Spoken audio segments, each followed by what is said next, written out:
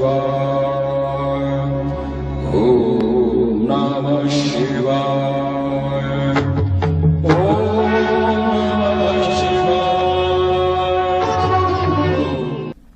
ओम वंदे देवमापतिं सुरगुरुं वंदे जगत्कारणं वंदे पन्नगभूषणं मृगधरां वंदे पशूनां पतिं वंदे सूर्यशशाङ्कमणिनयनं वंदे मुकुन्दप्रियं वंदे भक्तजनार्थिं सुवर्धं वंदे शिवं सुन्दरं। तो जैसा कि हमने कल श्रवण किया था, कैसे भगवान शंकर की बारात कैलाश पर्वत से हिमाचल राजा के यहाँ प्रस्थान करी। अब हम उसके आगे का वर्णन आपको सुनाएंगे। तब ब्रह्मा जी कहते हैं, गिरिराज हिमालय को जब यह समाचार मिला कि शिव जी उसकी नगरी के समीप आ गए हैं, तो वह प्रसन्न हुआ। इस सभी सामग्री को लेकर अगवानी करने के लिए हिमालय ने ब्राह्मणों तथा पर्वत बंधुओं को भेजा। स्वयं भी भक्ति पूर्वक प्राण प्रिय शिव जी को देखने के लिए अपने भाग्य की प्रशंसा करते हुए हिमालय भी उस ओर गया। देवताओं की सेना को देखकर आश्चर्यचकित होकर मैं धन्य हूँ यह सोचता हुआ उनके सामने आया।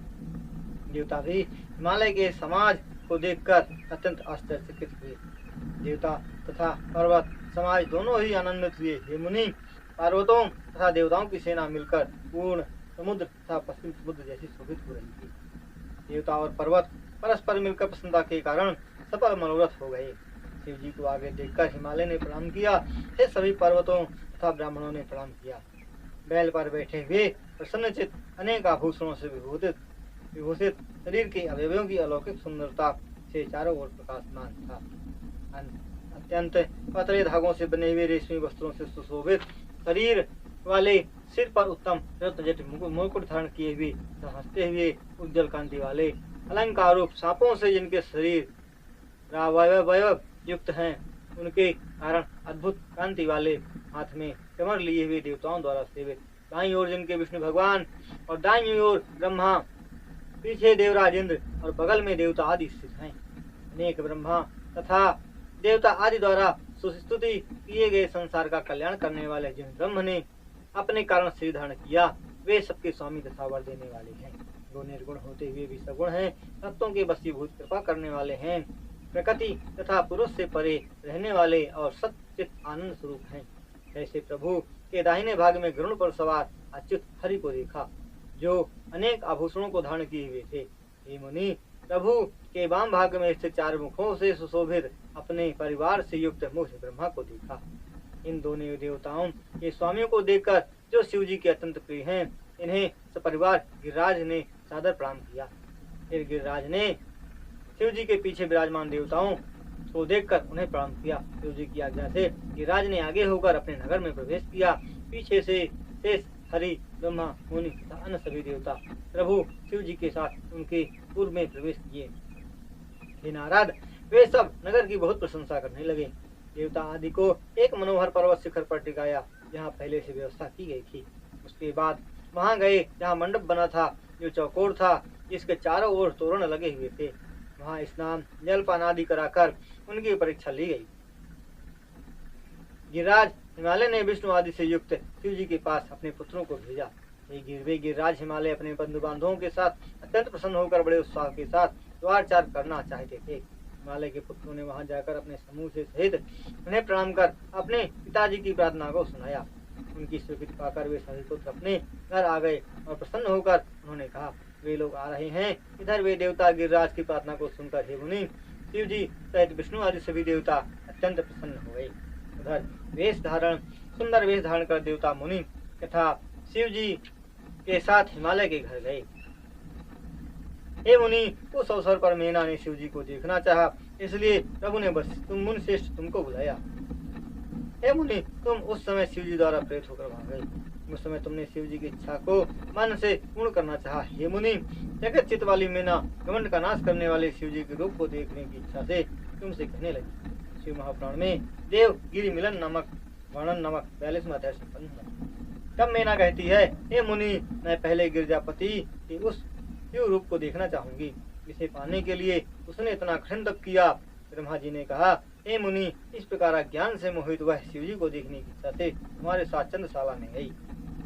शिव जी ने भी उसके मन के में अहंकार को जान कर अद्भुत लीला करने की इच्छा से हेतात शिव जी ने मुझसे और विष्णु से कहा। शिव जी ने कहा, मेरी आज्ञा से आप दोनों देवताओं को लेकर हिमालय के द्वार पर जाइए, हम लोग पीछे से आते हैं। ब्रह्मा जी ने कहा। इतना सुनकर विष्णु ने शिवमय सभी देवताओं को बुलाया। देवता उसी प्रकार जाने को दुत हो गए। ये मुनि चंद्रशाला में बैठी हुई मैना को तुम इस प्रकार शिव जी को दिखलाने लगे, जिससे उनका हृदय फट जाए। हे मुनि, इस समय सेना परम सुंदर देव सेना को देखकर सामान्य रूप से प्रसन्न हुई। सबसे पहले सुंदर रूप अलंकार तथा वेश धारण किए हुए गंधर्व उनके अनेक प्रकार के वाहनों, वाद्यों, पताकाओं एवं अप्सराओं के साथ आए। फिर मैना उनके पति परम प्रभु वश को लेकर प्रसन्न होकर पहुंची। क्या यही शिव है? ये शिव जी के गण हैं। हे मुनिवर, इस प्रकार तुमने उस मैना से कहा। ऐसा सुनकर मैना मन में विचार करने लगी, इससे भी यदि वह सुंदर है तो कैसा होगा। इसके बाद मणिगिरिवादी यक्ष पधारे। तो जब उसकी सेना को उसने देखा तो उसकी शोभा और भी अधिक थी।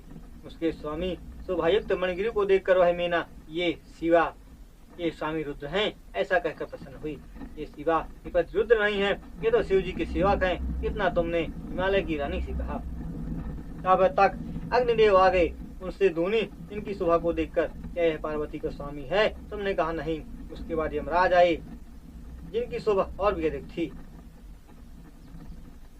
उसे देखकर मैना यही रुद्र हैं सोचकर प्रसन्न हुई, किंतु तुमने ये नहीं है कहा। तब वरुण आए। उनसे भी अधिक शोभा को देखकर उसने कहा, क्या यह गिरिजा स्वामी रुद्र हैं? तुमने कहा नहीं। फिर वायुदेव आए, जिसकी कांति और भी अधिक थी।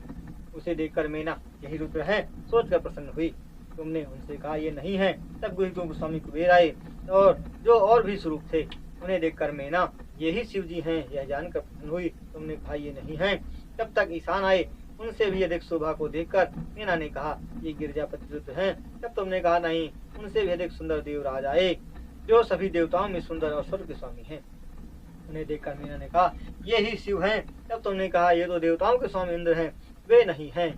उसके बाद और भी अधिक शोभा वाले चंद्रमा आए। उसे देखकर, क्या यही रुद्र हैं? उसने तुमसे पूछा। तुमने कहा नहीं। तब तक सूर्य आया, उससे भी अधिक और शोभावान था।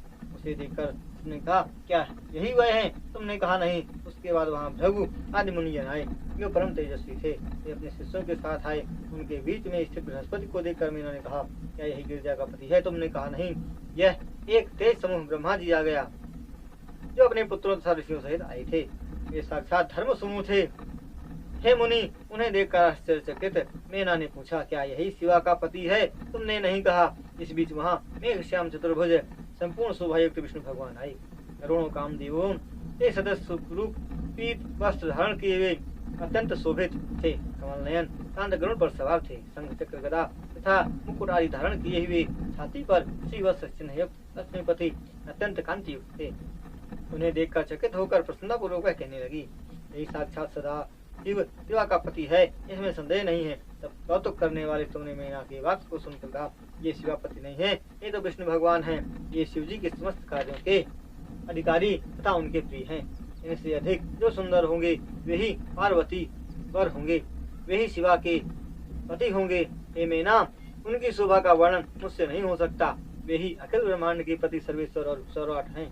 ब्रह्मा जी ने कहा, मुनि की इतनी बातें सुनकर मैना ने उसे तीनों कुलों का सुख देने वाली धनवती, भागवती तथा शुभ लक्षणों से युक्त समझा।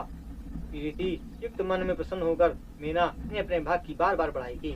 मैना ने कहा, आज मैं पार्वती के जन्म से धन्य हो गई, गिरिराज भी धन्य हो गए और मेरा सब कुछ धन्य हो गया। जो जो श्रेष्ठ देवता कांति से युक्त मैंने देखे, इन सबका जो पति है वह इसका पति होगा। मेरी पुत्री के भाग का वर्णन क्या 100 वर्षों में भी हो सकता है। जब उसे प्रभु जी की प्राप्ति और दर्शन हो जाए तो फिर पूछना ही क्या। ब्रह्मा जी ने कहा, जब प्रेम पूर्ण मन में मैना ने ऐसा कहा, तब एक अद्भुत डरावना रूप धारण किए रुद्र आ गए। उनके गण भी अद्भुत होने के कारण मैना के घमंड का नाश करने वाले थे। उन्होंने अपनी माया से निर्लिप्त तथा निर्विकार रूप दिखलाया। हे मुनि नारद, उन्हें आया हुआ देखकर तुमने प्रेम से शिवा के पति को दिखलाते हुए मैना से कहा। नारद जी ने कहा, हे सुंदरी, देखो ये साक्षात शिव हैं, जिनको प्राप्त करने के लिए शिवा ने वन में कठोर तप किया था। ब्रह्मा जी ने कहा। ऐसा कहकर मैना ने प्रसन्न होकर अद्भुत आकृति वाले शिव जी को तथा उनके गुणों को देखा। उस उसी समय महान आश्चर्यजनक रुद्रदेव सेना भी आ गई, जो भूत प्रेत आदि अनेक देव गणों से युक्त थी। कुछ आंधी के समान रूप वाले, कोई पताखा के समान मरमर वाले, कुछ टेढ़े मुख वाले, कुछ विरूप थे, कुछ विकराल दाढ़ी मूछ वाले थे, कोई पंगु थे, कुछ अंधे, कुछ दंड पास धारण किए हुए, कुछ हाथ में मुद्गर लिए हुए, कुछ वाहनों पर उल्टे बैठे थे, कुछ संगी नाद बजा रहे थे, कुछ डमरू, कुछ गोमुख बजा रहे थे, बिना मुख वाले थे, कुछ टेढ़े मुख वाले थे, कुछ अनेक मुख वाले थे, कुछ हाथ रहित, कुछ विकृत हाथ वाले और कुछ अनेक हाथों वाले गण थे, कुछ नेत्र रहित, कुछ अनेक नेत्रों वाले, कुछ सिर रहित, कुछ विकृत सिर वाले थे, कुछ कान रहित, कुछ अनेक कानों वाले तथा अनेक वेशों को धारण करने वाले थे, इत्यादि विकृत आकार वाले अनेक बलवान गण थे। हे तात, शंख महावीर तथा भयंकर थे। हे मुनि, तुम अंगुली के इशारे से उन रुद्र गणों को दिखलाते हुए कह रहे थे, हे सुंदरी, ये शिव के सेवक हैं और ये शिव जी हैं। हे मुनि, असंख्य उन भूत प्रेत आदि गणों को देखकर वह मेना तत्काल भयभीत हो गई। उनके बीच में निर्गुण होते हुए भी गुणों के में सेठ नंदी पर बैठे हुए, 5 मुख 3 नेत्र भूषित जटाजूट धारण किए हुए, 10 हाथों वाले खप्पर धारण किए हुए, या भीतर मोड़े हुए, उत्तम पिनाक धनुष को धारण किए हुए, त्रिशूल वाले, विरूपाक्ष, विकृत हाथी वाले, व्याकुल हाथी का चमड़ा धारण करने वाले, उनको देखकर शिवा की माता डर गई। सकेत कंपन से युक्त व्याकुल भ्रमित बुद्धि वाली उस मेना को तुमने यही शिव है अंगुली के इशारे से दिखलाते हुए कहा। तुम्हारे उस वचन को सुनकर हवा से प्रताड़ित लता की भांति वह मेना दुखी होकर भूमि पर गिर पड़ी। इस विकृत स्वरूप को देखकर मैं दुराग्रहवश ठगी गई, ऐसा कहकर वह तत्काल बेहोश हो गई।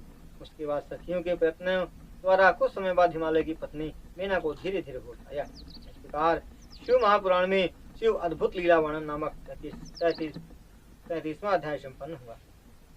43वां अध्याय संपन्न हुआ।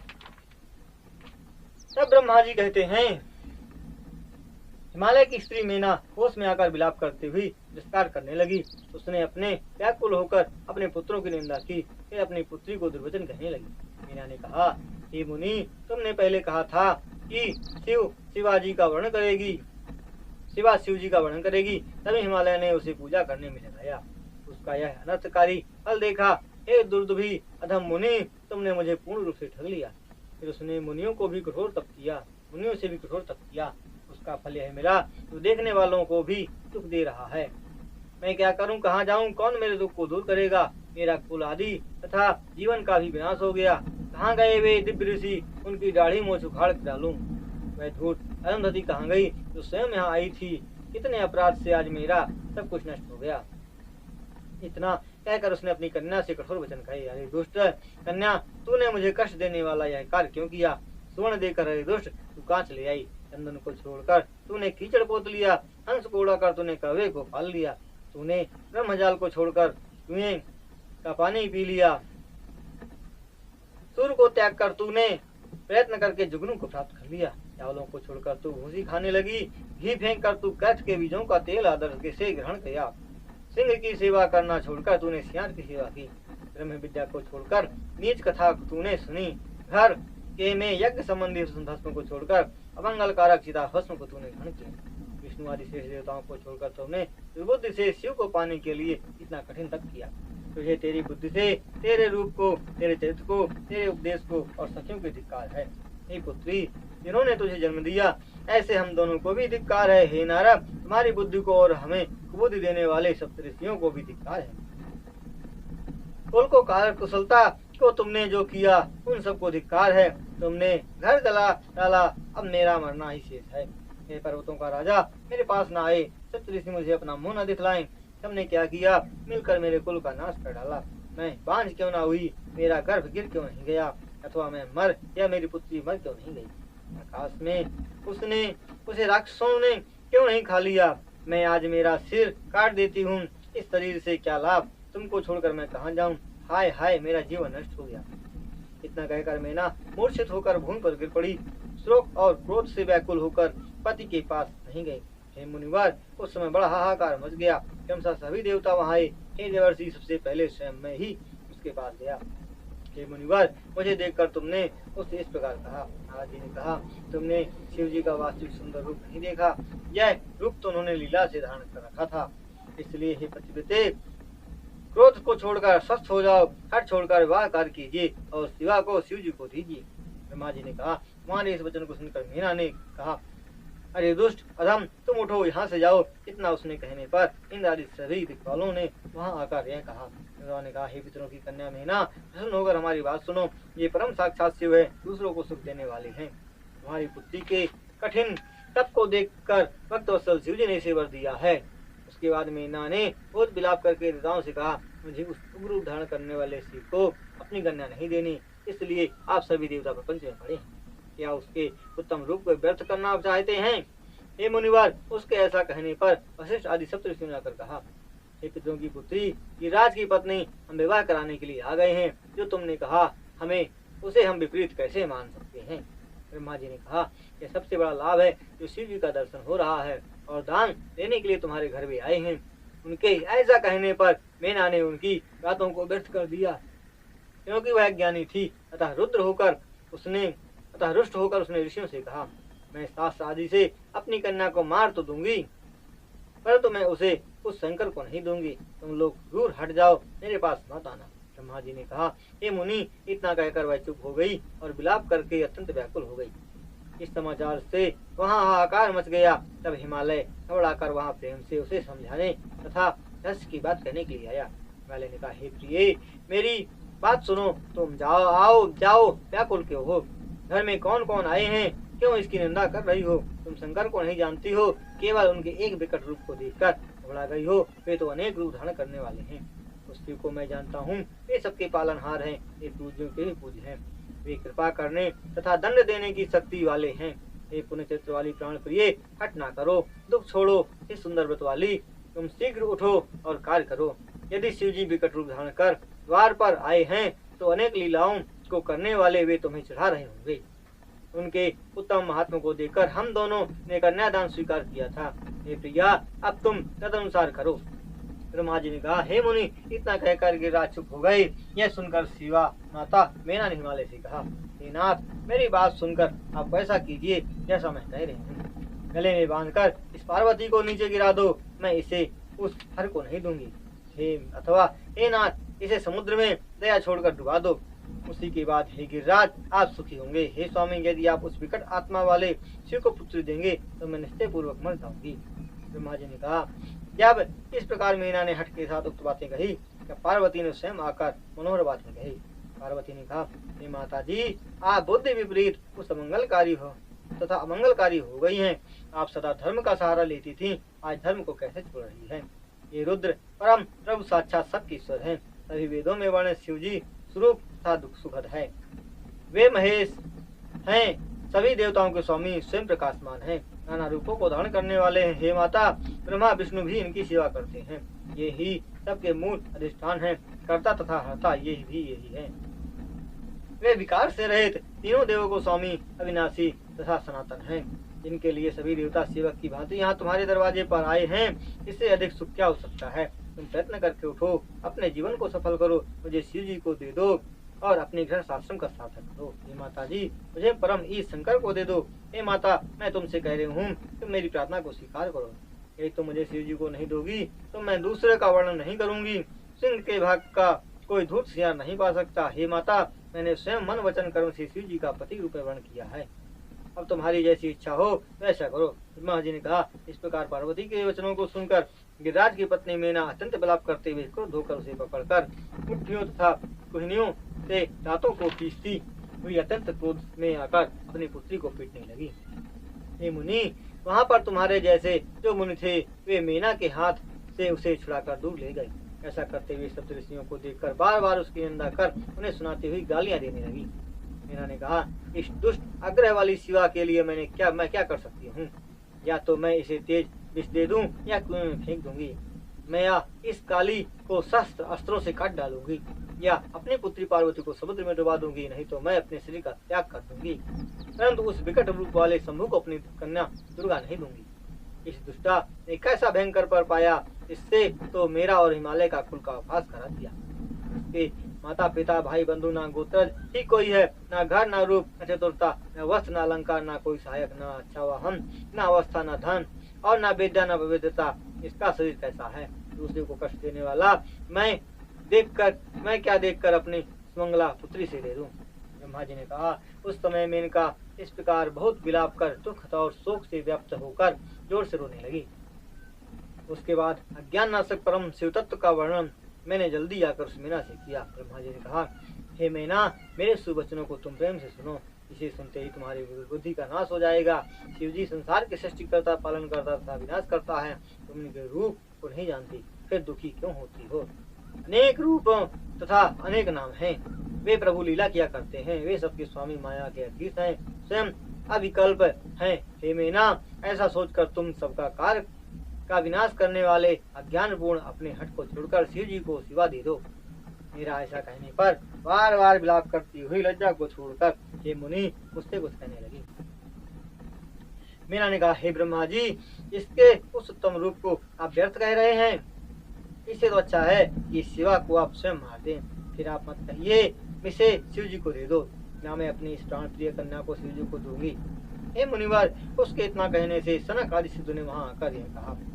इन सबको सुख देने वाले भगवान शिव ने कृपा करके अपनी कन्या को दर्शन दिया। ब्रह्मा जी ने कहा, फिर बार बार विलाप कर मीना ने उन सिद्धों से कहा, उस भयानक रूप वाले शिव को मैं अपनी कन्या नहीं दूंगी। आप सब प्रपंच वाले सिद्ध इनके रूप को व्यर्थ करने के लिए क्यों पड़े हैं? हे मुनि, इसके ऐसा कहने पर देवता, सिद्ध, ऋषि तथा मनुष्य सभी चकित हो गए। उसी समय उसके हट को सुनकर शीघ्र ही शिव प्रिय विष्णु भगवान वहां कर कहने लगे। विष्णु जी ने कहा, तुम पितरों की मानसी प्रिय पुत्री, उड़वती हो, हिमालय की पत्नी हो, तुम्हारा उत्तम ब्राह्मण कुल है। तदनुरूप लोक में तुम्हारे सहायक हैं, तुम धन्य हो। मैं तुमसे क्या कहूँ? तुम धर्म ही की आधार हो, फिर धर्म को क्यों छोड़ रही हो? देवता, ऋषि, ब्रह्मा अथवा मैंने कुछ अनुचित कहा हो तो तुम विचार करो। तुम शिव जी को नहीं जानती हो।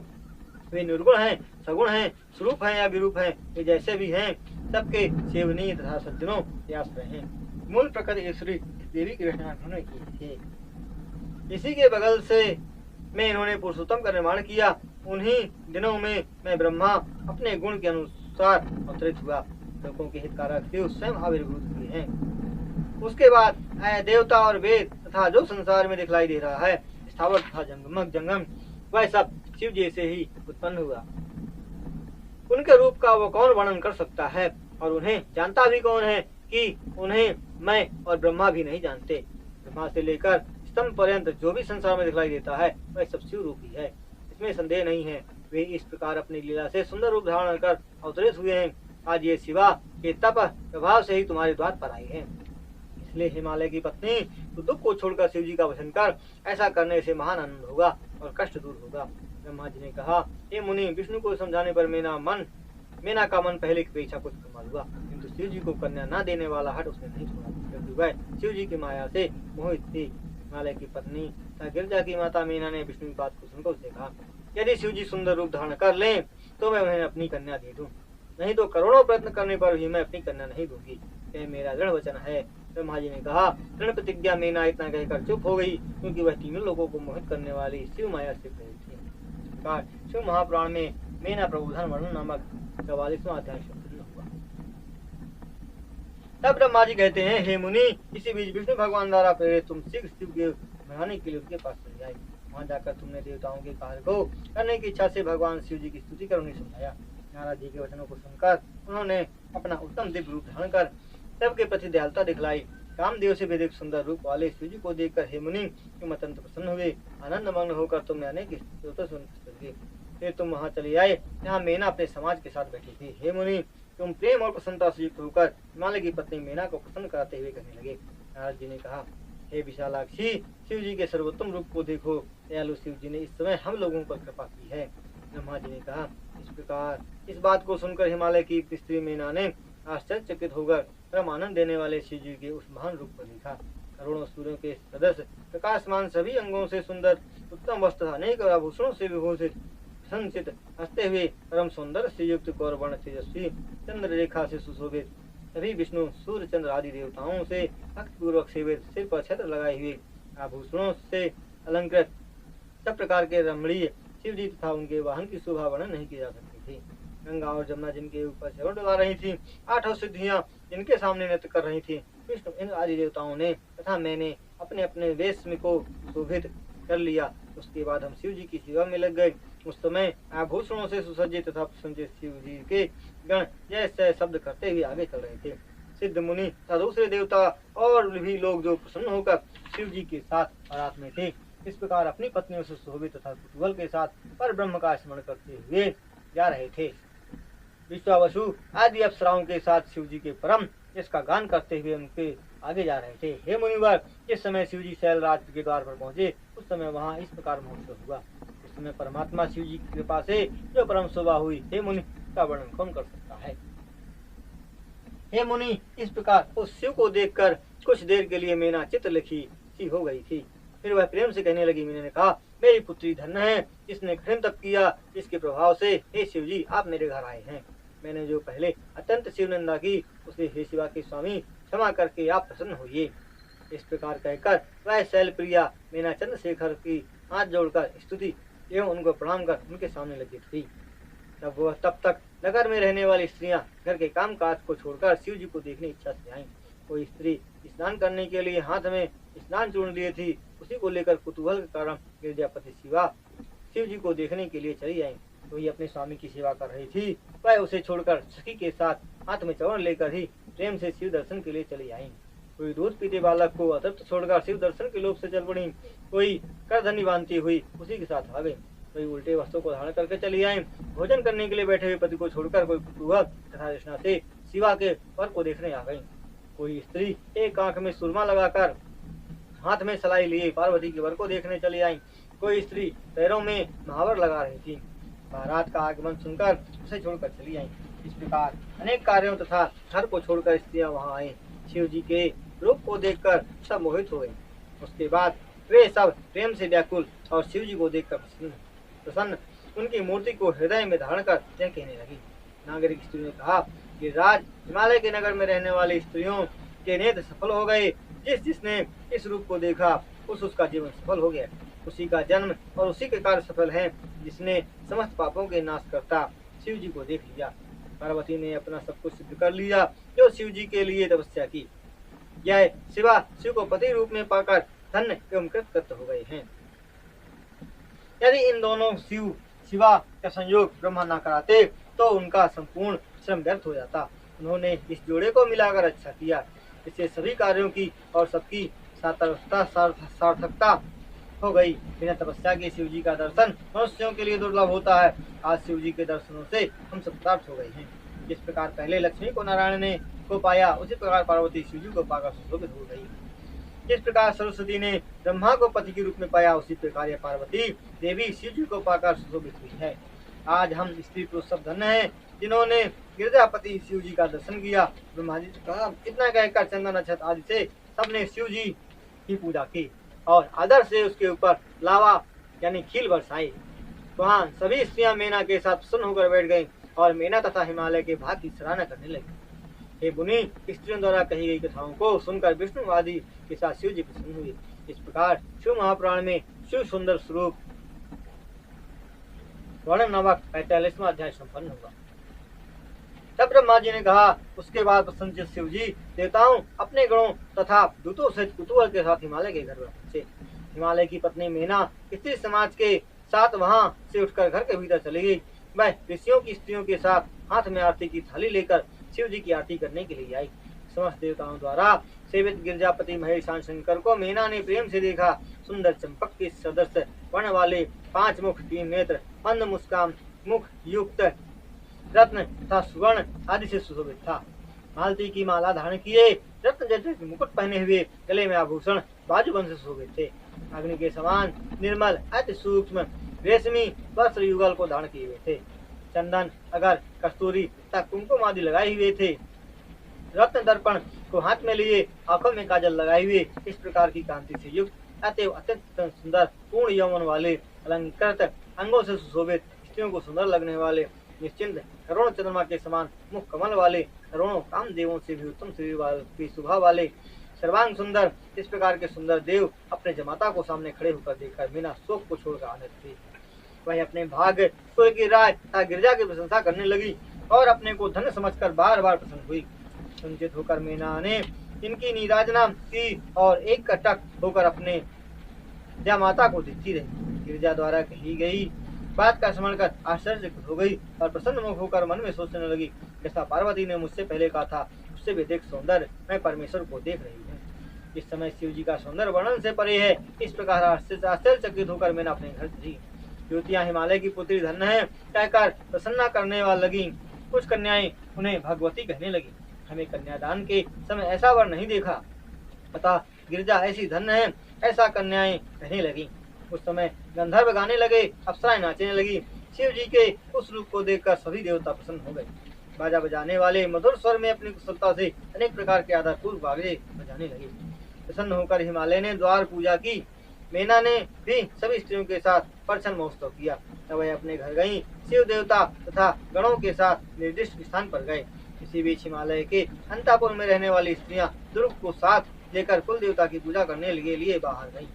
एकटक होकर देवताओं ने उससे कहा, हे नील अंजन के सदस्य करवाने वाली तथा जो अपने अंगों से सुशोभित हैं, शिव जी के जिनके नेत्रों का आदर किया, औरों को जिसने अपने नेत्रों से नहीं देखा, मंदहास से जिनका मुख प्रसन्न है, कटाक्ष युक्त जो सुंदर हैं, सुंदर जिसके केश पास हैं और पत्र रचना से सुशोभित हैं, कस्तूरी की बूंदों के साथ सिंदूर की बूंदों से सुशोभित, जिनके वक्षस्थल में उत्तम रत्नों का हार विराजमान है, रत्न जटिल बाजूबंद तथा कंकड़ों से सुशोभित, रत्न जटिल कुंकड़ों से जिनके दंड स्थान सुशोभित हैं, मणि तथा रत्नों की कांति के समान जिनकी दंत पंक्ति सुशोभित हो रही है, पिंफल के सुंदर मधुर ओठों वाली, रत्नों और महावर से सुशोभित, रत्न दर्पण के हाथ में ली हुई तथा कीड़ा पद्म से सुशोभित हैं, चंदन अगर कस्तूरी कुमकुम के लेप से सुशोभित, जिसके चरणों में घुंघरू बज रहे हैं, लाल चरण कमलों वाली मेनका सहित संसार की यदि माता उस देवी को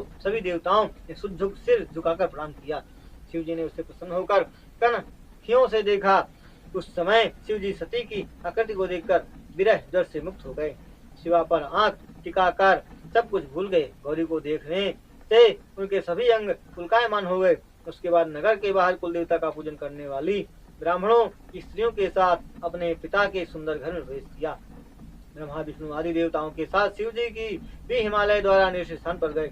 वहां जाकर उसने सुखपूर्वक शिव जी की सेवा करने लगे तथा हिमालय ने अनेक प्रकार की संपत्तियों से उनका सम्मान किया। इस प्रकार शिव महापुराण में द्वारागमन आदि वर्णन नामक 46वां अध्याय संपन्न हुआ। तब ब्रह्मा जी कहते हैं, तब हिमालय ने उत्साह पूर्वक दुर्गा और शिव जी का उपनयन संस्कार वैदिक मंत्रों द्वारा कराया।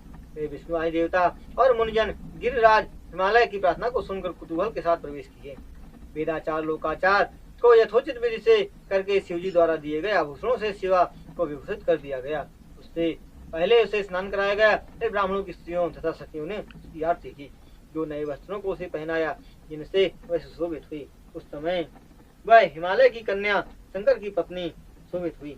उस समय उसने अनेक रत्न जटित सुंदर कंचुकी को धारण किया, उससे वह अधिक शोभित हुई। उसके बाद उसने दिव्य रत्न जटित हार को धारण किया। बहुमूल्य शुद्ध सोने की चूड़ियों को भी उसने धारण किया। वह सौभाग्यवती ये राजपुत्री तीन लोगों की माता मन में शिव जी का ध्यान करती हुई वहीं बैठी रही। उस समय दोनों ओर आनंददायक उत्सव मनाया गया। ब्राह्मणों को अनेक प्रकार के दान दिए गए, इनका वर्णन नहीं किया जा सकता। उस समय औरों को भी दान दिया गया। उत्सव के साथ गीत वाद्य भी वहाँ हो रहा था। फिर मैं विष्णु आदि देवता तथा मुनिजन सभी प्रसन्न होकर उत्सव मनाने लगे। भक्ति से शिवा को प्रणाम कर और शिव जी के चरण कमलों का ध्यान कर हिमालय की आज्ञा पाकर अपने अपने स्थानों में बैठ गए। इसी बीच वहाँ ज्योतिष शास्त्र के पंडित गर्ग मुनि ने गिरिराज हिमालय से कहा, हिमाचल राजन स्वामी काली के पिता पाणी ग्रहण के लिए शिव जी को घर में ले आइए। ब्रह्मा ने कहा, शैलराज कन्यादान के योग्य समय को गर्ग ने निर्देश से जानकर मन में प्रसन्न हुए। पर्वतों ब्राह्मणों तथा औरों को भी प्रेम पूर्वक शिव जी को बुलाने के लिए वहां भेजा। ये पर्वत तथा ब्राह्मण हाथ में मंगल द्रव्य लेकर प्रसन्न होकर वहां पहुंचे जहाँ शिव जी उपस्थित थे। उस समय देवी देवताओं के साथ वहां बाजे बजने लगे और नाच गाने के साथ महान उत्सव मनाया गया। राजों की ध्वनि को सुनकर सभी शिव भक्त देवता ऋषिगण सहसा उठ खड़े हुए। प्रसन्न होकर आपस में कहने लगे, शिव जी को ले जाने के लिए संभवतः पर्वत आ रहे हैं। ऐसा लग रहा है कि हम सब बड़े भाग्य से पाणी ग्रहण का समय आ गया है। हम सब विशेष रूप से धन्य हैं जो आज संसार के कल्याणकर्ता शिव शिवा के विवाह को प्रेम के साथ देखेंगे। ब्रह्मा जी ने कहा, जब तक इस प्रकार की चर्चा हो रही थी तब तक पर्वतराज के मंत्री आदर के साथ वहां आ गए। उन्होंने आदर आकर शिव तथा विष्णु आदि देवताओं से प्रार्थना की, कन्यादान का समय हो गया है, आप लोग चले। हे मुनि, वे सभी विष्णु आदि देवता इस बात को सुनकर मन में प्रसन्न होकर जय जयकार करते हुए हिमालय के घर शीघ्र पहुंचे। काली के प्राप्त होने की इच्छा से अत्यंत प्रसन्न हुए, किंतु उन्होंने प्रसन्नता का लक्षण प्रकट नहीं होने दिया। संसार का कल्याण करने वाले त्रिशूलधारी शिव जी ने प्रसन्न होकर मंगल द्रव्यों को लगाकर स्नान किया। तब ने उन्हें सुंदर वस्त्र पहनाए और लोकपालों ने नंदीश्वर पर सवार कराया। शिव जी को आगे करके वे सब हिमालय के घर बाजे बजाते हुए कौतूहल करते हुए गए। हिमालय द्वारा भेजे गए ब्राह्मणों तथा दिव्य देहधारी पर्वतों ने उनकी अगवानी की। सिर के ऊपर छत्र लगाए हुए चमड़ डुलाए जा रहे थे। शिव जी उस समय अधिक शोभित हो रहे थे। उस समय में ब्रह्मा, विष्णु, इंद्र तथा लोकपाल आगे आगे चलते हुए सुशोभित हो रहे थे। उस महोत्सव में शंख, भेरिया, नगाड़े, बड़े ढोल, गोमुख आदि बाजे बजाकर बार बार बजाए जा रहे थे। गायन, मंगल गान गा रहे थे। स्त्रियां अनेक प्रकार के नृत्य कर रही थीं।